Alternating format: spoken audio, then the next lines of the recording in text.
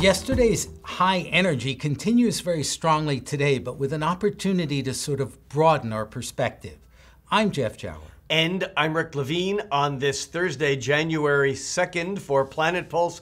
I would even take that a step further, Jeff. I think you're right. Yesterday's energy builds, but it builds. Yesterday, we weren't sure that we wanted to get the car out of the garage. Today, I think that there's an energy that's really pushing us to do things and to take action. Yeah, and what I know you're talking about, Rick, is an exact square, astrology's tensest aspect between two fiery bodies, the Sun and Mars. It's hard not to be pushy when these two are hooked up in this tense relationship. You want to fight about it?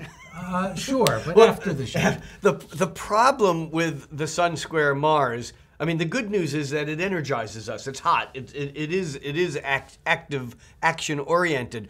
The problem can be that we can get hot under the collar for all the wrong reasons. We can pick fights over things that don't matter. We can get our ego offended and then attack back or defend ourselves for something that really on any other day might not matter. And therefore we can stir up conflicts that really are like red herrings. They're distractions rather than they might become the main event, but they don't need to if we're aware. Yeah, that's a good observation, and I think we've got a couple of things to underscore that. Mars, the fighter, is in Libra, an air sign, which means we're often battling for ideas. Air tends to be conceptual.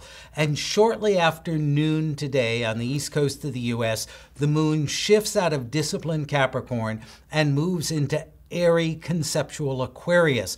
So I think that reinforces the idea that the battles may be about ideas rather than the substance of things. Right, and I think also that the moon's move into Aquarius may be helpful from a standpoint of giving us enough distance. There's a certain sense of emotional detachment often that occurs with the moon in Capricorn, and I think that just and Aquarius, both. I'm sorry, yeah, but even more so when it moves from in Capricorn, the emotions are being suppressed. Capricorn's the refrigerator, Aquarius is the freezer.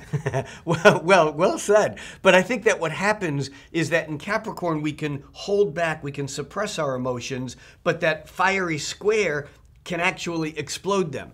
And so what happens is that as the moon moves into Aquarius, we can take a deep breath and stand back far enough to get a different perspective and realize that it's really a conscious choice as to whether we engage in this conflict or figure out a way to either let it pass or work at it from a more diplomatic approach.